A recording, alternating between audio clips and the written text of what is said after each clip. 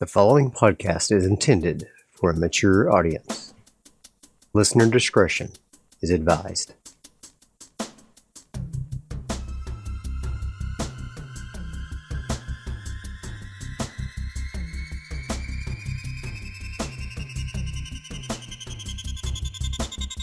Welcome to Alone in the Realm, a premium solo TTRPG podcast. I'm DV, your humble GM and adventurer. Alone in the Realm is a podcast where we let the dice drive the story, and we are along for the ride. No characters beyond death, and we let the dice lay where they fall. We'll be playing Mothership by Tuesday Night Games, and the Mega Dungeon module, Gradient Descent, by Luke Gearing.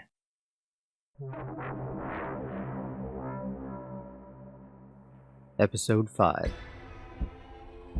Here is a quick reminder of our characters. Denzel McNelly, he, him. Stress, 4. Benz, 8. Therese Montz, she, her. Stress, 3. Benz, 6. Ollie Kenworth, he, him. Stress, 5. Benz, 7. Ada, automated droid assistant, they, them. Stress, 4. Benz, 12. Our chaos factor today is 3. We're going to go ahead and test the scene with Mythic. We're going to roll a d10. That is a 3, an interrupt scene. We'll go ahead and roll on the random event table. It's a d100. That's 57. Move away from a thread. Now I'll check my threads. I'm going to roll a d5 for my threads, which is just a d10 minus 5. And we got a 4. Return to Gateway Station. Okay, so something will come up to make it more difficult to return back to Gateway. We'll keep that in our pocket since we won't be following that thread for a while.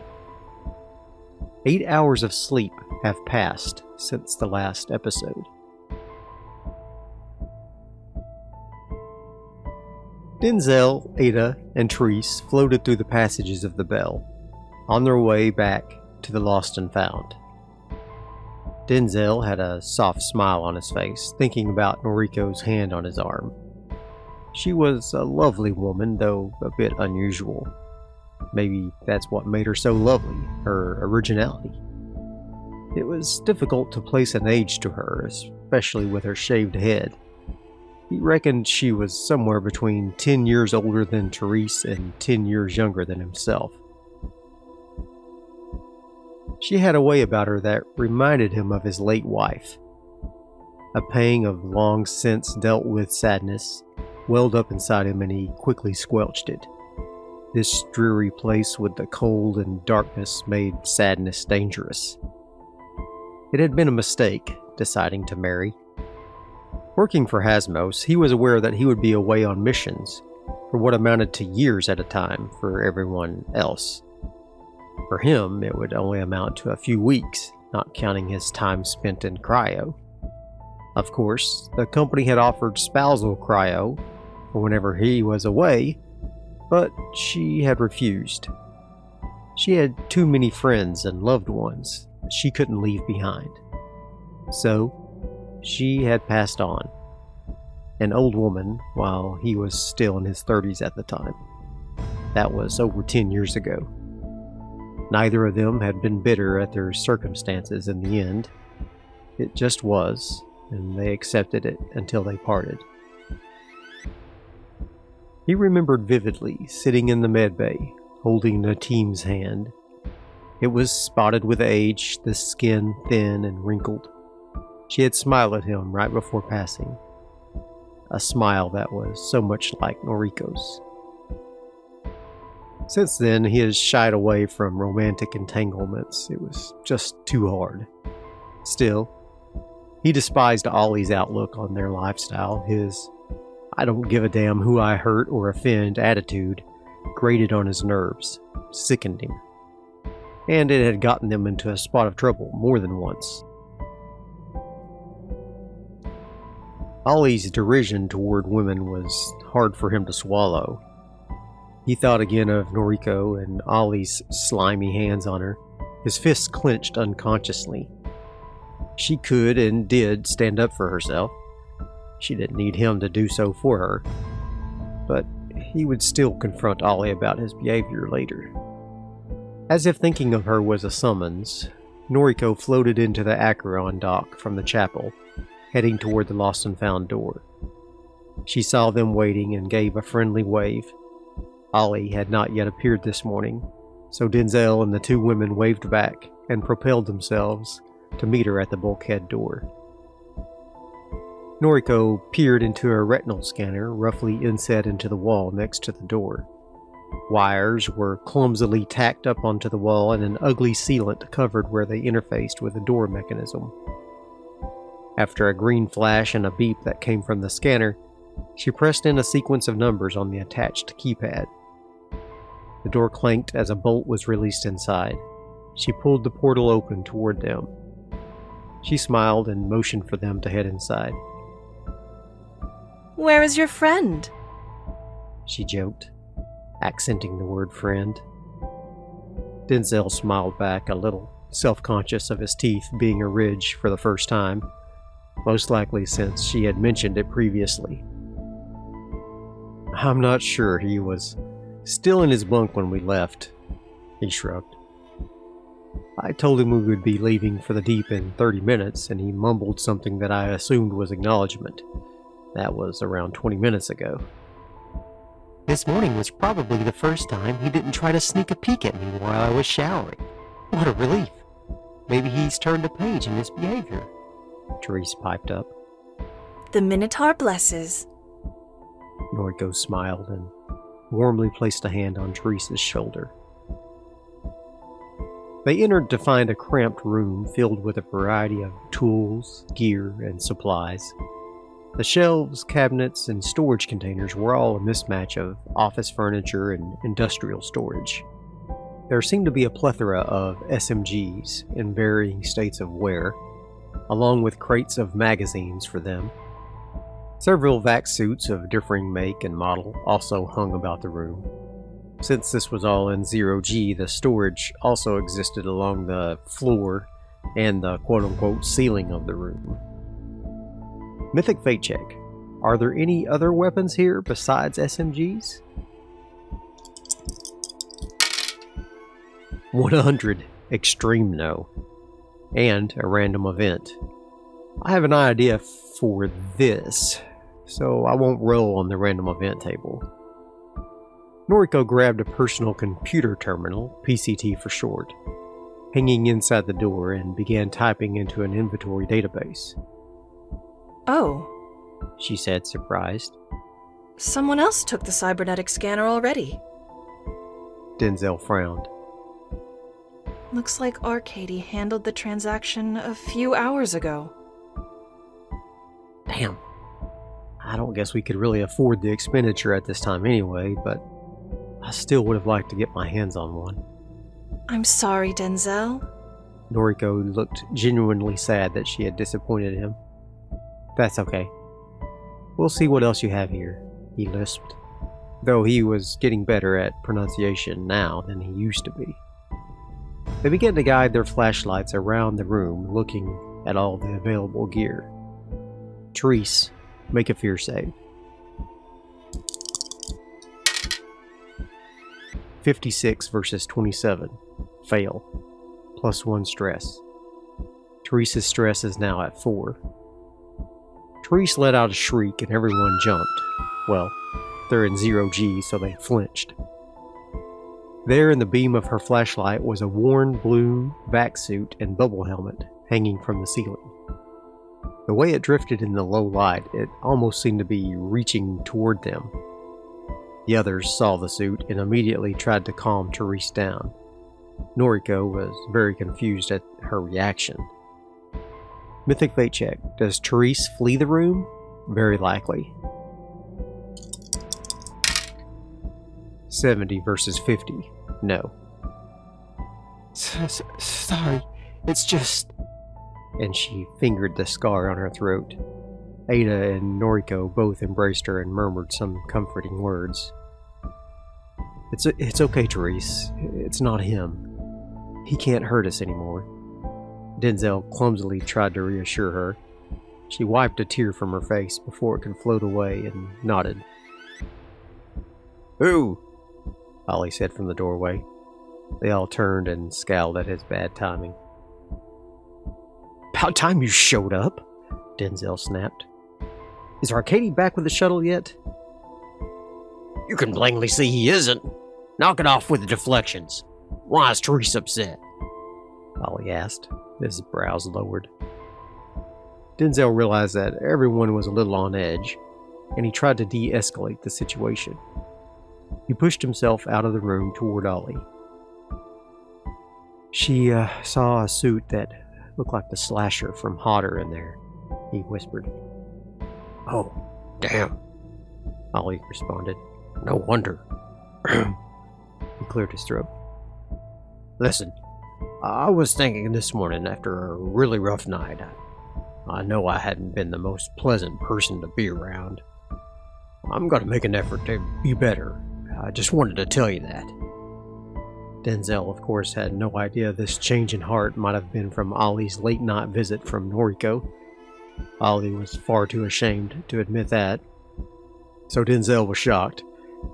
He realized his mouth was hanging open and he closed it with an audible click. That's good, Ollie. I think this will benefit all of us. Make us a more cohesive team. Ollie nodded. Yellow hazard lights began to flash and the door leading to the docking pad automatically closed. Denzel pushed himself over to look through the plexi porthole in the door. The iris that kept the vacuum of space at bay slid open and Arcady guided his shuttle in for a landing. The iris closed once again, and after a few moments, a buzzer sounded. The yellow lights ceased. Mythic fate check. Did he just deliver other divers to the deep? Nearly certain. 6 versus a 65. Extreme yes. Their ship is docked in the nozzle of the Bell, and they are the crew that bought the cybernetic diagnostic scanner. Arcady soon exited the ship and passed through the bulkhead door into the chamber with Denzel and Ollie. Oh, hello, sleeping beauties. You wake up earlier and save me a trip next time, yes? He laughed at his own joke. New divers have arrived, I guess? Denzel asked. Divers, yes. New, no. They been here before. Make lots of money, spend money, come back to see Arcady. I go grab a bite to eat. If you're ready when I return, we go to deep, yes? That would be great, yeah. See you in a few minutes, Arcady. And Denzel pushed back over to the lost and found room. Arcady's back. He just took some divers over to the deep. He's gonna eat something and then take us over. Did you find anything we needed?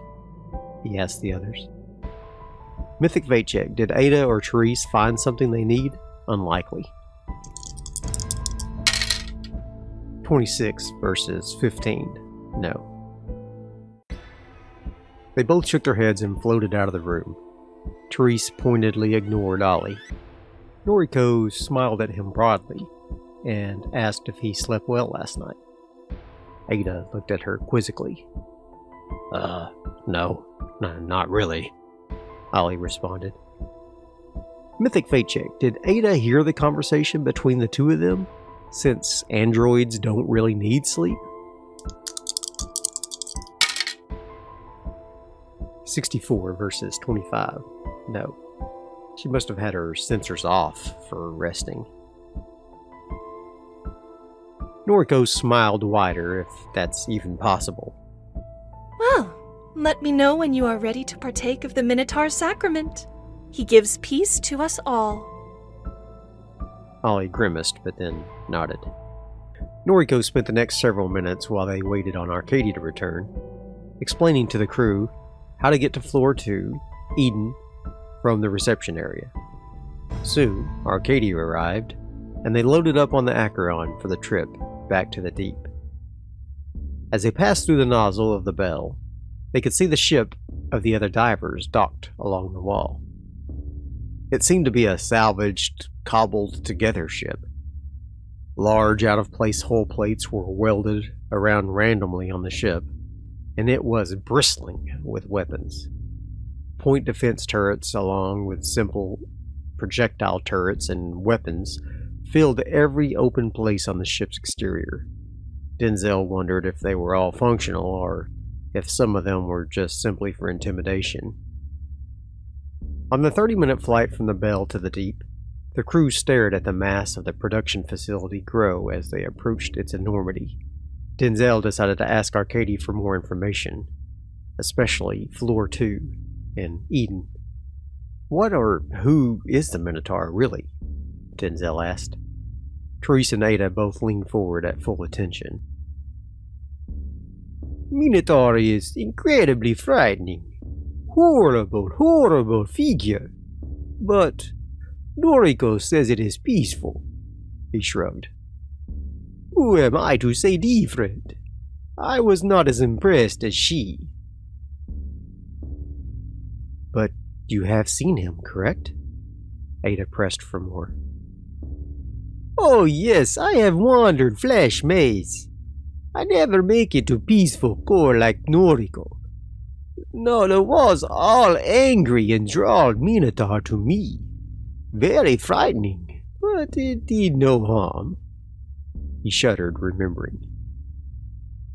I hope we can find him, Therese said with an air of reverence. Eden is a strange place. Lots of androids there. Chosen and others. And other things. Denzel glossed over the mention of the chosen, whatever that was. He was already thinking about the other crew of divers Arcadia had just dropped off. What about the other divers? Are we likely to run into them on floor 1? Ollie nodded at Denzel's sensible question. No, not likely. They wanted to be dropped at engineering, where you arrived. Oh, that's good at least. I don't want any misunderstandings. Denzel sighed with relief. If you go back to floor 6, do not touch any steel wires. They bring Hunter. Wait, who's Hunter? What else have you not told us? Tell us everything you can think we might need to know. Denzel was feeling a little bit frazzled and overwhelmed before they even arrived. Tell you everything? You want to marry me and spend the rest of days together talking? Take lifetime to tell you everything. You would think most of it nonsense until you in right situation. He chuckled again and mumbled the word everything. I suppose that's true, Denzel said, rubbing his chin. Is there anything else about reception we should know? Be careful at security checkpoints. Do not try to hide weapon. If you want to go past, just put them in lockers and get them later. Give up our weapons? Are you crazy? Ollie blurted out. That's suicide. You face security androids with GPMG. That's suicide, Arcadia shot back. You know nothing, Doctor. Okay, well, good to know. What else? Denzel tried to move the conversation further. What else? Don't be violent unless life depends on it. Monarch does not like station or androids to be damaged. That makes sense. We'll be careful. One last thing. Remember, Monarch will try to manipulate you. Do not believe all you see. Arcady shook his finger at them without looking away from the controls of the shuttle. Arcady? Noriko told us Monarch hates the Minotaur. Why is that? Ada inquired. Monarch hates all, except Monarch. The words hung heavy in the air, and they finished the remainder of the trip in silence. They slid into the docking bay not long after, Arcady referring to it as the visitor's dock. As they approached the pad, a massive claw-shaped docking arm locked onto the shuttle and automatically guided it into the pad with a loud thunk. A rigid umbilical tube of brown plastic extended and connected to the airlock of the ship. Good luck on dive. When you're ready, give me call and I will pick up here. He did not turn around as he spoke. Okay, thanks, Arcady. Everyone, keep on your toes. Let's do this. And Denzel opened the door of the shuttle. The umbilical had an unpleasant chemical odor mixed with the smell of stale sweat. It was covered with various bits of graffiti. The words and drawings were written in a variety of styles and colors. Therese ran her fingers across a large purple heart that reads, "You got this." Ada took note of one of the opposite sentiments. "This place sucks," and directly below that, "You suck." And then another one below that read, "So does your mom." Ollie gave a snicker as he read it. At the end of the surprisingly long and fragile-feeling umbilical was a manual airlock door. Ada stepped forward and cranked the large wheel lock. It took several turns before it finally opened to a room with a set of metal stairs winding upward. They trudged up the stairs in a single file, all of them thankful that they were not at least wearing their bulky backsuits. The landing at the top of the stairs held a large bulkhead door labeled Reception. As Ada turned the crank on the door, she suddenly felt a strange sensation of being not quite home, rather where she belonged. She considered mentioning it to the others, but they were all tensely looking around, waiting for her to get the door open. It was likely a side effect of the Minotaur's sacrament, she reasoned. She was mostly sure that's what it was. Mostly. As a reminder, the bends is a condition resulting from prolonged exposure to the deep and its denizens that causes humans to believe that they are androids with implanted memories. The first time a crew member enters the deep, they gain a stat called the bends. Any subsequent time they enter or leave, they gain more. Let's check our bends increases. Bends increase for Denzel, D10. 9. Now at 17. Bends increase for Ollie. 3. Now at 10. Bends increase for Therese. 7. Now at 13. Bends increase for Ada. 10. Now at 22. Ada opened the door, cautiously holding her SMG ready. Beyond, there was a large open space covered with filthy carpet that looked to be once luxurious. Bullet holes riddled the walls and receptionist desk. Along the back wall, in huge letters, was painted, "One Way Out." And, swinging from a noose, fashioned from an extension cord in front of the lettering, was a bloated corpse. End of scene. The chaos factor is going to increase by 1 back to 4. The divers in the deep are rarely in control. That's it for this episode. I hope you enjoyed it. Join me next time as we delve into the deep once again. I would like to thank Kate P. for providing the voice of Noriko. She did a great job. Kate's details can be found in the description below. If you want to help support the show, Consider leaving a like and a comment, as that really helps the algorithm. Consider sharing the link on your favorite social media.